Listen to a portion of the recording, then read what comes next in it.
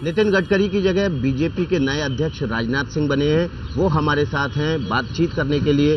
राजनाथ जी, कल जब आप बीजेपी के नए अध्यक्ष चुने जा रहे थे तो मंच पे हम देख रहे थे आपका चेहरा एकदम भावशून्य था, और बाद में जब आपने भाषण दिया तब आपने ये कहा कि बहुत अच्छे माहौल में आप ये जिम्मेदारी नहीं ले रहे हैं। ये क्यों कहा आपने? आपके चेहरे पर भाव क्यों नहीं आ रहे थे? खुशी? देखिए, भाव का जहां तक प्रश्न है कि नई जिम्मेदारी आने के कारण हमको बहुत उमंग, बहुत उत्साह हो, ऐसा कुछ नहीं। क्योंकि हम लोगों ने जो राजनीति की है, उस राजनीति में पद के कारण किसी व्यक्ति का कद नहीं बड़ा होता है। व्यक्ति का कद यदि बड़ा होता है तो अपनी कृतियों के कारण जो है कद बड़ा होता है। इस सच्चाई को मैं अच्छी तरह से समझता हूं। यश और अपयश, यह सब कुछ जो है विधाता के हाथ है और उस व्यक्ति के कर्म के ऊपर यह निर्भर करता है। इसलिए कभी हमको यदि सम्मान मिल रहा है कुछ अधिक लोगों के द्वारा, उसके कारण मैं बहुत उत्साहित हो जाऊं, बहुत प्रफुल्लित हो जाऊं, ऐसा मेरे जीवन में नहीं रहा है। मैं बहुत ही संयत भाव से जिंदगी जीने का अभ्यस्त हूं, इसीलिए आपको कोई भाव चेहरे पर देखने को नहीं मिला होगा। और थोड़ा तकलीफ भी इस बात की थी कि हमारे एक सहयोगी जो हमारे पार्टी के अध्यक्ष थे, नितिन जी, उनके ऊपर जिस तरीके से बेबुनियाद और निराधार आरोप लगे, उससे आहत होकर उन्होंने कहा कि नहीं, मैं इस पद को स्वीकार नहीं करूंगा। तब उसके बाद पार्टी ने सहमत के आधार पर मेरे नाम का फैसला किया। नितिन जी ने भी अपनी सहमत दी। तो स्वाभाविक रूप से उसे तकलीफ तो होगी। यदि हमारा कोई अध्यक्ष है, हमारा कोई सहयोगी है, उसके ऊपर बेसलेस यदि आरोप लगे, ठीक है, प्राइमा फेसिया केस यदि किसी के खिलाफ बनता है तो ठीक है, उसे पद से त्याग पत्र दे देना चाहिए। यह भारतीय जनता पार्टी की परंपरा है ना। आरोप तो कोई किसी के ऊपर कुछ भी लगा सकता है। मर्यादा पुरुषोत्तम भगवान राम के ऊपर भी उंगली उठ गई, वो तो किसी के ऊपर भी उठ सकती है। उसके कारण मुझे तकलीफ थी, मुझे बहुत अधिक प्रसन्नता नहीं थी। लेकिन गडकरी पे आरोप तो पहले से ही लग रहे थे। पार्टी में भी उनको लेकर, दोबारा अध्यक्ष को लेकर आम सहमति नहीं बन पा रही थी। पूर्ति से जुड़ी कंपनियों पे जब उस रोज छापे पड़े तो क्या वही एक कारण वजह बनी कि उन्होंने अपने आप को विड्रॉ किया, या फिर पार्टी के भीतर के जो समीकरण थे वो ज्यादा जिम्मेदार? पार्टी के भीतर उनको लेकर कहीं कोई संकट नहीं था, और हम सब लोगों ने तय किया था कि पुनः दोबारा जो दूसरा कार्यकाल है वो अभी नितिन जी ही बने। ये हम सब लोगों ने मिलकर तय किया था। आपने 3 साल बाद फिर से पार्टी का अध्यक्ष पद संभाला है। वो उस दौर के जो चुनौतियां थी वो बिल्कुल अलग तरह की थी। इस दौर में चुनौतियां बिल्कुल अलग तरह की हैं। लेकिन क्या आपको लग रहा है कि अब जो माहौल है वो बीजेपी के ज़्यादा पक्ष में है, या आपके अध्यक्ष बनने के बाद आपके लिए ज़्यादा पक्ष में है? देखिए, चुनौतियों का जहाँ तक प्रश्न है, मैं बहुत ही इसे दो टूक शब्दों में कहना चाहूँगा। हर राजनीतिक पार्टी के समक्ष एक चुनौती होती है कि विधानसभा के चुनाव हों, लोकसभा के हों, अथवा अन्य कोई चुनाव हो, उन चुनाव में वह राजनीतिक पार्टी सफलता हासिल करे। यह बहुत बड़ी चुनौती हर राजनीतिक पार्टी के सामने होती है। लेकिन मैं जहाँ पर यह चुनौती हम लोगों के सामने है, इसे मैं भी चुनौती मानता हूँ। वहीं पर दूसरी सबसे बड़ी चुनौती जो मैं यह मानता हूँ, बहुत सारे सामाजिक संगठनों के द्वारा जो आंदोलन चला है और जिसके परिणाम स्वरूप बड़ी संख्या में नवयुवक और देश की जनता उमड़कर उनके आंदोलनों में शिरकत की है, तो उससे मुझे लगा कि इस देश की राजनीति, इस देश के नेता और इस देश की राजनीतिक व्यवस्थाओं पर से कहीं न कहीं लोगों का विश्वास कम हुआ है। एक विश्वास का संकट पैदा हुआ है। तो मैं यह मानकर चलता हूं कि जहां अन्य चुनौतियां हैं चुनाव जीतने की, वहीं पर भारतीय जनता पार्टी यदि राजनीतिक पार्टी है, तो यदि राजनीति में एक विश्वास का संकट पैदा हुआ है तो इस विश्वास के संकट को भी एक चुनौती के रूप में स्वीकार करे, ताकि भारत की राजनीति के प्रति, भारत की राजनीतिक व्यवस्थाओं के प्रति, भारत की राजनीतिक पार्टियों के प्रति भी जनता का विश्वास टूटने न पाए। यह मेरी तरफ से कोशिश होगी।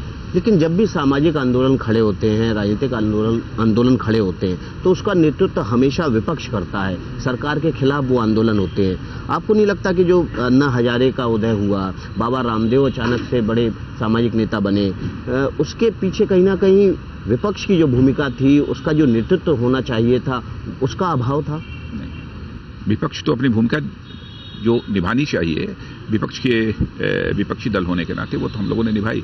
लेकिन वही मैंने कहा ना, संकट कहाँ पैदा हुआ है कि यदि राजनीतिक पार्टी के द्वारा यदि कोई सामाजिक और ऐसे मुद्दों को, सांस्कृतिक मुद्दों को लेकर कोई अभियान चलाया जाता है, तो आम लोग उसमें पूरी तरह से जिस उत्साह के साथ शिरकत करना चाहिए वो नहीं कर पाते हैं। उनको लगता है कि एक पॉलिटिकल मूवमेंट है, लेकिन यदि किसी सामाजिक सांस्कृतिक संगठन के द्वारा चलाया जाता है तो कोई किसी राजनीतिक पार्टी का हो, जो भी वैल्यू बेस्ड पॉलिटिक्स करने वाला, यानी मूल्यों पर आधारित राजनीति करने वाला और मूल्यों पर आधारित जीवन जीने वाला जो व्यक्ति होता है, वो सब सारे के सारे लोग सामाजिक और सांस्कृतिक उन अभियानों में वह शामिल हो जाते हैं। इस कारण भीड़ नहीं होती है। लेकिन आपने देखा होगा भारतीय जनता पार्टी ने बराबर भ्रष्टाचार के सवाल को लेकर अथवा देश हित से जुड़े जो भी सवाल रहे, संसद में भी और संसद के बाहर भी बराबर प्रभावी भूमिका निभाई है। कांग्रेस लेड यूपीए गवर्नमेंट जब से आई है तब से महंगाई बढ़ने का सिलसिला निरंतर जारी है। कितने बड़े बड़े कार्यक्रम सारे देश भर में हुए। संसद में भी हम लोगों ने दबाव बनाया, संसद के बाहर बनाया। देश के समक्ष आंतरिक व बाह्य सुरक्षा का जो संकट है, इसको लेकर भी हम लोगों ने इस सरकार के ऊपर संकट बनाया। किसी भी देश को निजात मिलनी चाहिए। और अभी जो इस देश की प्रतिष्ठा को अंतर्राष्ट्रीय जगत में भारत सरकार के गृह मंत्री शिंदे जी ने जो अपने वक्तव्य के माध्यम से धूमिल किया है भारत की प्रतिष्ठा को, तो इस सवाल को लेकर भी हम लोगों ने सारे देश भर में अभियान प्रारंभ किया। लेकिन क्या जो आपने आंदोलन आज शुरू किया, जंतर मंतर पर आपने प्रदर्शन किया, क्या इसकी धमक संसद में भी सुनाई देगी? निश्चित रूप। और क्या इसको आप आखिरी अंजाम तक ले जाएंगे? आप अभी कह रहे हैं कि प्रधानमंत्री बर्खास्त करें। लोकतांत्रिक तरीके से यह लड़ाई तो हम इस समय सड़कों पर लड़ेंगे और बैठकर इस पर बाद विचार करेंगे कि आगे हमारा ये मूवमेंट कैसे चलेगा। लेकिन संसद का सत्र जब प्रारंभ होगा तब निश्चित रूप से हम इस संबंध में सरकार के ऊपर प्रेशर बिल्डअप करेंगे। इसके लिए या तो प्रधानमंत्री जी के द्वारा, सोनिया जी के द्वारा क्षमा याचना की जानी चाहिए, अथवा गृह मंत्री के द्वारा क्षमा याचना की जानी चाहिए, अथवा उन्हें बर्खास्त किया जाना चाहिए। ये सब सारी मांगे हैं, लेकर इसे हम प्रेशर बिल्डअप करेंगे, क्योंकि भारत की प्रतिष्ठा से जुड़ा हुआ सवाल है। और हम तो इसमें अपेक्षा कर रहे थे कि हमारे प्रधानमंत्री जी अथवा हमारी कांग्रेस की अध्यक्षा सोनिया जी, इनकी तरफ से निश्चित रूप से स्टेटमेंट आएगा, लेकिन नहीं आया। तो मैं ये मानता हूं कि शायद वोट बैंक की पॉलिटिक्स को ध्यान में रखकर इन लोगों ने ऐसा नहीं किया होगा। लेकिन कांग्रेस पार्टी पहले ही साफ कर चुकी है कि उनको भगवा शब्द का इस्तेमाल पर आपत्ति है, भगवा शब्द का इस्तेमाल नहीं किया जाना चाहिए था। क्या इतना ही काफी नहीं है? आप इसको इसलिए तूल दे रहे हैं क्योंकि बीजेपी इस पर वोट बैंक की राजनीति कर रही है? तूल देने का प्रश्न नहीं है। देखिए, पाकिस्तान के एक आतंकवादी संगठन ने भारत सरकार के गृह मंत्री के द्वारा स्टेटमेंट आने के बाद यह कह दिया कि देखिए, पाकिस्तान प्रायोजित आतंकवाद भारत में नहीं है, बल्कि आतंकवाद की जड़ें वहीं पर हैं।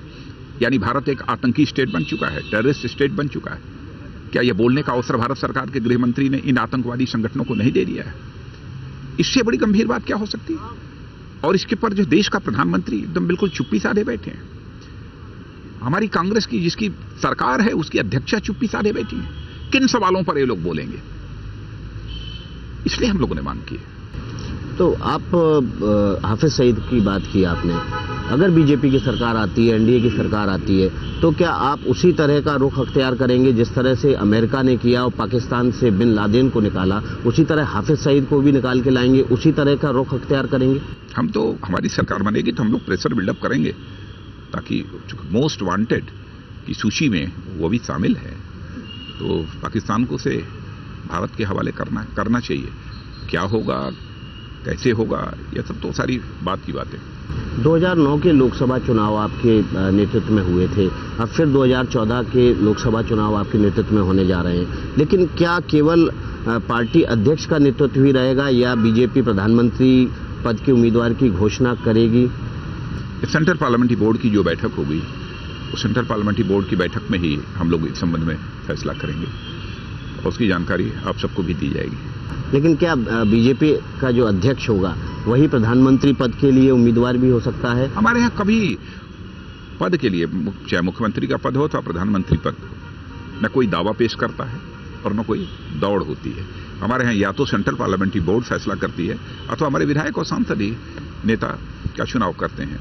ऐसी कोई और हमारा जहां तक प्रश्न है, मैं अपने संबंध में दो टूक शब्दों में कह देना चाहता हूं, जो संगठन की जिम्मेदारी मिली है उस अपनी जिम्मेदारी का निर्वाह करूंगा। मैं कभी किसी दौड़ में न तो शामिल रहा हूं और न मैंने कभी दावा पेश किया है। इस देश का कोई नेता हमारी पार्टी का भी यह नहीं कह सकता।